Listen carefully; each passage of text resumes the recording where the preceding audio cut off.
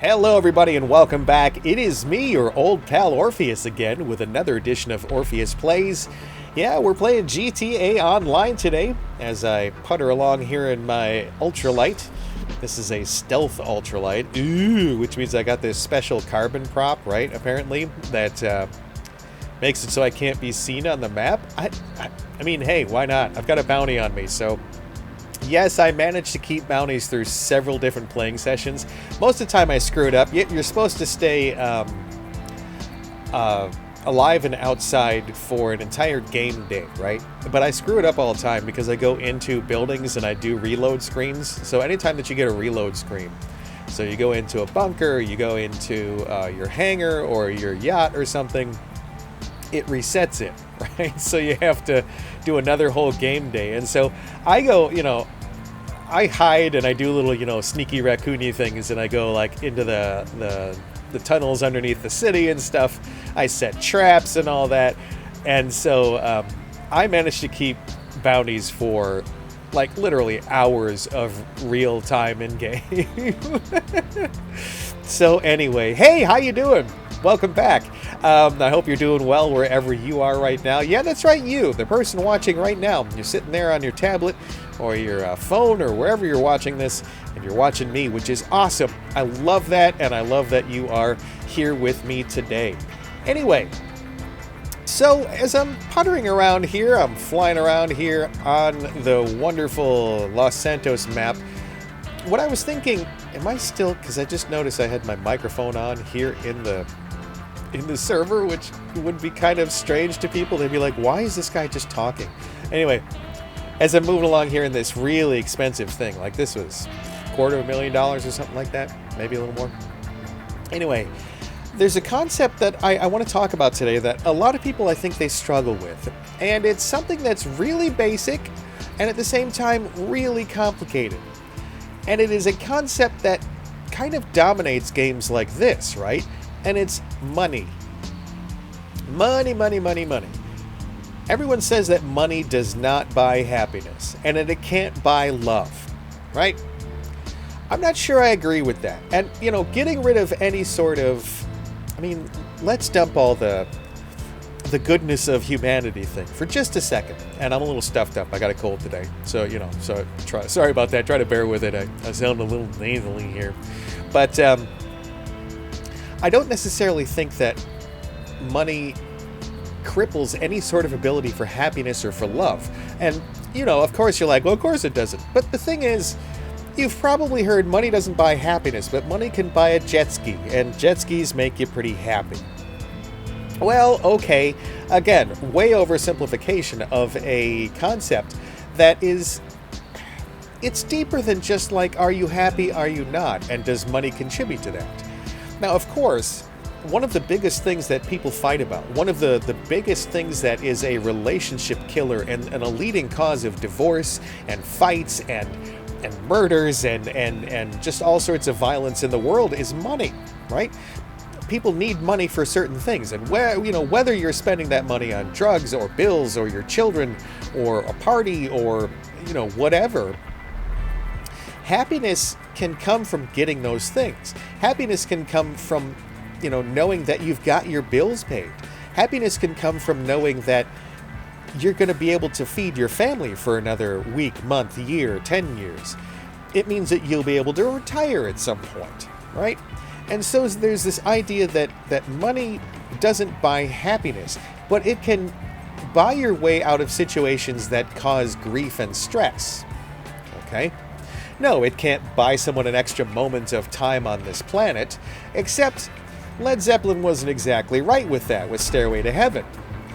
Yeah, money these days can buy you extra time. With rejuvenation treatments and life-extending treatments. And, it's incredible to see that, yeah, we're extending life. I just read a thing the other day that said that we've managed to find a drug that now can extend life a bulk 10%. Right, and this is on lab animals, but again, they do this. It's almost 100% jump from like lab mice to humans in many ways, and they extend the life by 10% just by giving them a little bit of a supplement. That's it. I think it blocks a protein or something, and that's what I'm talking about. But right now it's the ultra rich that have that ability. Now, at the same time, the philosophy that goes behind that, it goes like this. Do you think that someone like Elon Musk is happier because he's a billionaire?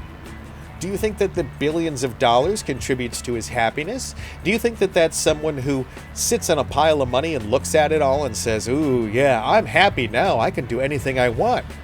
Well, that power of being able to do anything you want, hey, let's be honest for a second. You can do whatever you want.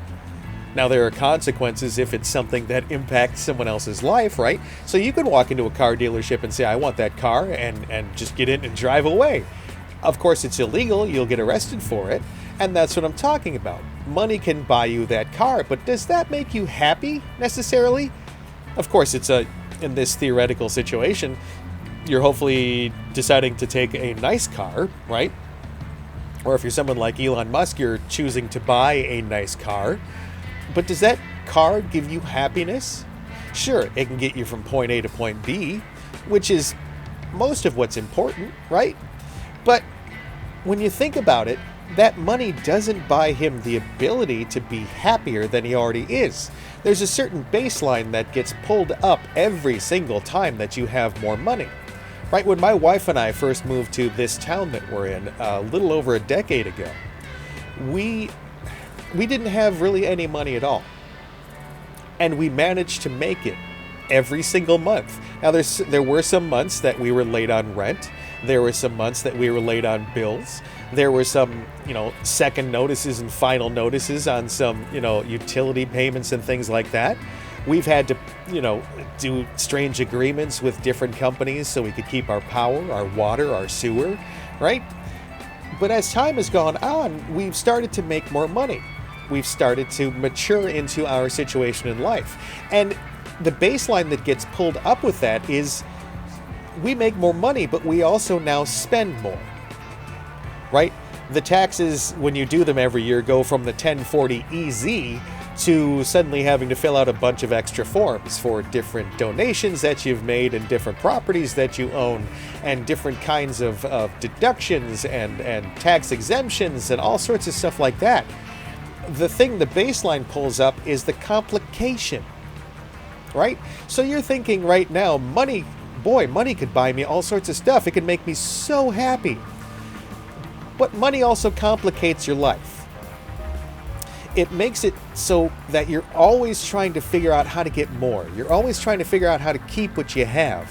And there's always the idea of chasing the dragon, right? Which is, there's an experience. There's this awesome, excellent, ultimate experience that you want to get. And when you start getting money, you start thinking, oh, I can get more awesome experiences. I can go places I could never go before, and I could do things I could never do before.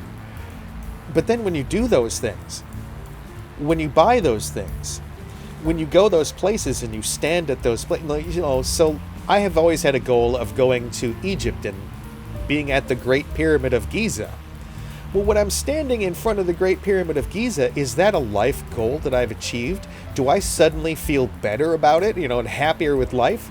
Sure, at the moment, right? Of course I do. But does that really change what goes on in my life? Am I really a happier person overall because I got to go there? Sure, it sounds great, right? From our perspective, being rich suddenly would be awesome.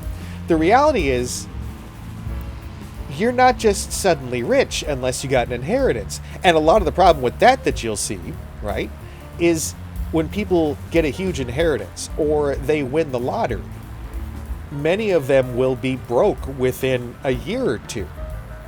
And it's because you suddenly get money and you suddenly think, oh my God, I've been miserable in my life up to this point, relatively, right? You've been miserable as compared to having several million or dollars or whatever payment every month. And you go, well, now I can fulfill all those things that I wanted in life. I can get all those things that I wanted. I can do all those experiences that I wanted to do. And you end up spending all of it on chasing that dragon, on trying to be that suave, cool guy, You always wanted a Lamborghini, so you get the money the first time to buy one, and you go out and you buy one. This is something I see on YouTube too. Content creators that suddenly become popular, and then they start doing videos where they're showing you their huge houses and their Lamborghinis and their stacks of cash, and they're going and having parties with 100 people that know them, and it's like, do you feel better watching that person do that content? Do you honestly feel better doing that? Are you being excited with them and for them because you've watched them build themselves up from nothing? Or do you feel a little bad about it, that they're going out there and, oh my God, he bought another Lambo? What, I mean, in 10 years, he's probably not going to have that, right? He's going to have to sell it in order to pay some bills because that lifestyle runs out. No matter how much money you have, no matter how many resources you have, no matter how powerful you are, you're always going to get to that point where you're saturated, where things are more complicated than you like them to be, where you're at the point where you look around and you see all this stuff surrounding and you go, this doesn't mean anything, right? Compared to what's going on in life when we worry about having a house full of expensive clothes and jewelry and having money for whatever we need, we end up worrying about these things way too much. And oh no, ooh, that was nice. And it gets to the point where we obsess over it. Now, I came from a wealthy family. I came from a family that we never wanted for anything. We took vacations in places like Disney World and Switzerland and in Florida and things like that. And I lost all of that. No, you know what? I'm not going to say that I lost it. I gave all that up, because the reality of what kind of life I wanted to live did not include money. The love that I found in a woman who is the most amazing thing in my life, the most amazing thing that could ever happen to my life. And I'm sorry, I'm going to be a little egotistical here, not for myself, but for my wife. She is an amazing person, not just for me, but for her community. And I gave up the money that my parents held over my head. They said, well, you know, we're going to cut you off from the family if you go with this woman. And it wasn't even a contest for me. There was no choice whatsoever. I didn't have to hem and haw one single bit over that because I had money growing up. And maybe some of you are going, well, you had money growing up and that's why you could choose to get rid of it. No. When my parents were throwing big parties, or when we were at some sort of event at a country club or someone's huge mansion or some other worthless crap like that, right? I'd always be out back with the waiters and waitresses having a cigarette. I'd always be the guy who was just kind of sitting outside, and when everyone else is drinking champagne and eating caviar, I'm off in the corner eating Budweiser and drinking Budweiser and eating chips. I've never been the kind of person who's been like, yeah, rich, woo. When I've had money in my life, yeah, it's been amazing, right? But I've also learned slowly over time that money in life is not what's going to make me happy in the long run. Again, money can get rid of stress. Money can reduce the amount of worry that you have in life. It can make it so you don't have to think about things like bills, or think about things like car repairs, or, you have a friend that's getting married, and before that, being rich, you were a person that had to budget and go, I can't go see, Bob at his wedding and I really want to, or it's my family reunion, or it's a high school reunion, and you just can't make it. For me, it was, we don't have any money for me to go back to where I came from. And when my father passed away, and then after that my grandfather passed away, and my grandmother passed away, first of all, my family didn't tell me, and I found out myself, and second of all, there's no way I could have afforded to go back to my home state 3 separate times. Well, money would have made it so that I could have gone and done that and paid my respects and gotten a little closure for things. But would that have made me happier? My father was a horribly abusive man. Would it really have changed things seeing him laying in a casket when he's finally done? I don't think so.